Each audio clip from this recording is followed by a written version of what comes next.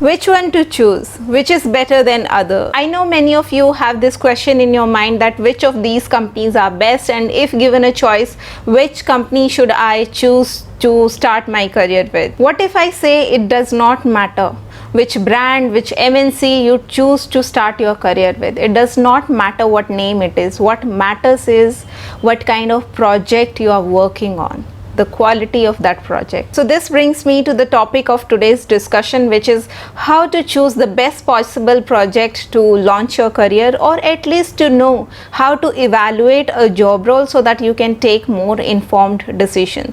So before we start on that, there is something that you need to know. You need to know the two kind of IT software companies that we have in India, so that you have more clarity on the project associated with them, and then you can launch your career accordingly. We'll be on that in few seconds. Stay tuned.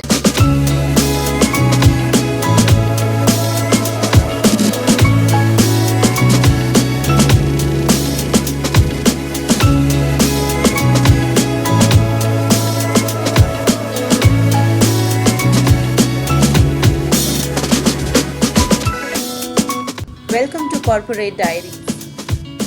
Welcome back, guys. So there are primarily two kind of IT companies, software companies and then your product companies. I've already explained it in very detail in one of my earlier videos, so I'm snipping the part of that video for your quick reference here, so that you have an idea what these two categories are all about. And once you finish this video, you can choose to watch that entire video so that you have more clarity on the subject. So here you go. So product companies are those who come into market with a software product to sell. They can sell it to individual customers or they can sell it to the larger corporate. So today I'll take example of the product company called Microsoft. We all have heard it. We all are aware about it. We have used its products somewhere in our life, whether we work for a corporate or not. Yes, I'm talking about Microsoft Office. We all have used Excel, Word, PowerPoint, etc. So this product is used globally. That means Microsoft has lakhs and lakhs of customers, which also means that the queries they must be receiving each single day must be in thousands or lakhs. The queries can be related to any setup issue or any installation issue, the system crashed up, any kind of bug or things like that. Now these kind of queries are quite repetitive in nature and they are kind of known to the company. Company has already figured out a way to solve them, and there are set process and standards to resolve these kind of queries. Now take a look at this picture. Microsoft hires its full-time employees, say at a salary of rupees 200 minimum. Now the company don't want to spend rupees 200 for an employee who will be resolving these queries or doing this kind of project. They want to pay rupees 200 to somebody who is coding for the core product rather than solving these queries. So now what they do, they outsource such projects to services company. Now services companies come into picture and they pitch their project rates for these companies. Let's say Microsoft gave it to some services company for rupees 100. Now this services company will hire a resource to do all this task, and it will pay the employee after keeping the margin for themselves. And did you notice how far the pay standards came? Services companies can't help it because they are kind of getting it from a third party, and then they are hiring somebody. They have to keep their margins as well. They have to pay to employees as well. So they end up paying really less to the employees. I hope the basic difference is clear now between the two. I think now it's very clear why the project matters so much, because freshers or students don't pay much attention to the job description and to the job roles in a hurry to land in a job, and after 2-3 years when they finally wake up to realize that this is not the profile they would want to continue their career with, because it neither has career growth nor has money associated with it. So it's very important that you pay attention at first itself, that what kind of role you are starting with. I know initially there are a lot of hurdles, a lot of pressure to land in a job regardless of what kind it is. If it's good enough to pay the rent, I think most of the people go for it. And I don't say that it's wrong, but at least if you're aware that you're taking that job for this particular reason and you know that it's not worthwhile, you can start your search as soon as possible, or you can continue your search for that job which is worth in parallel when you're joining that other job, because it's all about taking informed decision. Okay, so now the ground reality is there exist all kind of project, from a data entry to a data science. In between, all possible variety of project exist. Now, if you happen to land in a project which requires you to only do the copy paste stuff or data entry kind of stuff, what do you think after 2-3 years when you wish to move to another job for any decent project or some development kind of role or something which is worth, I'll say, do you think you'll get it? Absolutely no.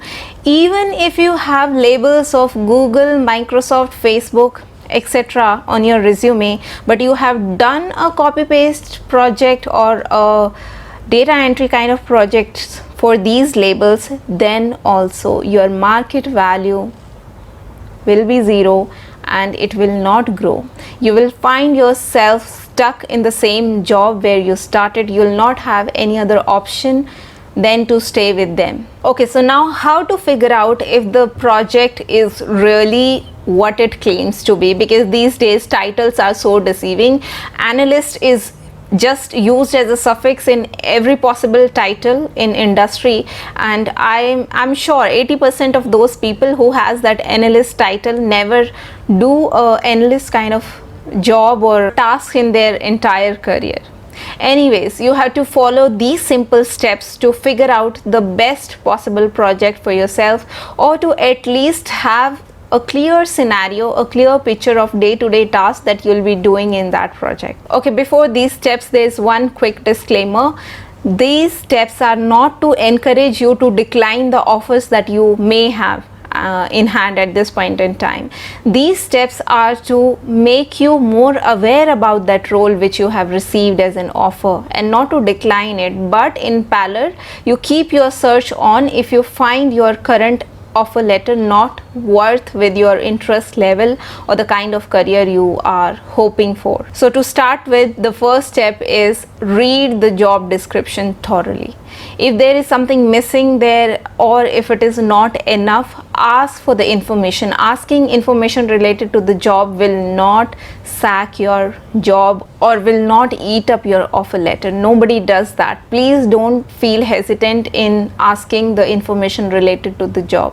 Second thing, try to speak to someone who is already doing that job. If you can figure out somebody who's already in the industry, maybe your senior, maybe a friend of friend, maybe a cousin of your friend, try speaking to those people, because they can give you the real time reality of that particular profile, what exactly it is about, what all tasks, day-to-day activities they do with that being in that title, the description of the job and everything. If you can find somebody like this, nothing like it.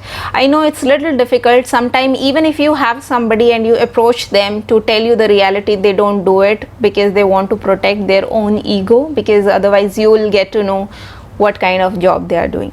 It happens. So it's totally fine. Don't be discouraged. I'm giving you the next step to foolproof your search. Okay, this is the master step. Even if you don't do first or second step for some reason, this will give you the entire clarity. Try speaking to the hiring manager. The hiring manager is the person whom you will report to once you join that company. He may or may not have participated in the hiring process. When somebody visited your campus, he might have not been there to interview you or students for his team. It happens all the time. Few other managers can interview students because more or less they interview students on similar skills, so they may or may not participate in that screening process, but you have to make sure that you speak to the one to whom you will be reporting to. Ask the recruiter to schedule your call with him, and without any hesitation. Don't feel that it will affect your offer in any way.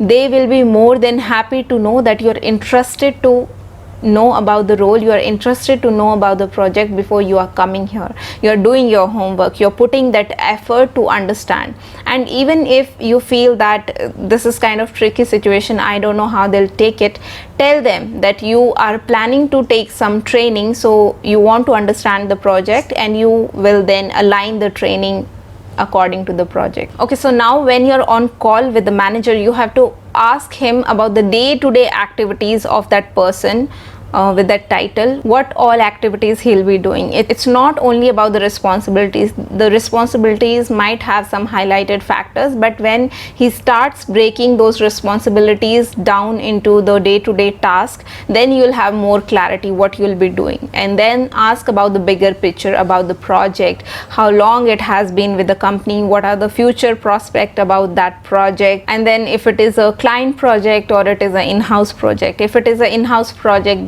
that happens usually with product companies, nothing like it, because then you are not working for somebody who is sitting away, you are working for your own company and in-house project.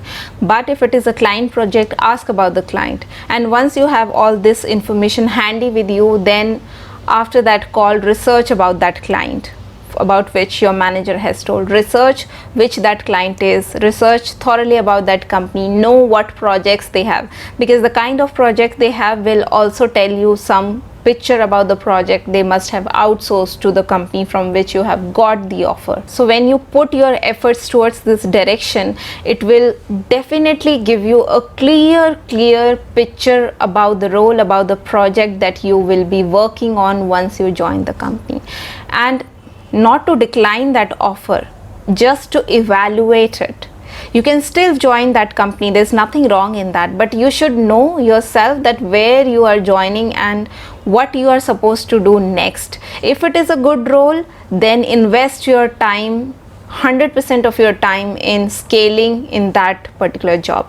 If you know it is not your cup of tea, then join there, but parallelly keep your search on for the kind of project that you aspire to do. So guys, by following these simple steps, you can educate yourself more on the kind of project and job role that you are going to join, and accordingly you can take your decisions. I hope you found some value in this session and it helps you in your career in some way or other. You keep on watching more content on this channel, and I'll see you in my next video. Till then, stay safe and healthy. Take care. Bye.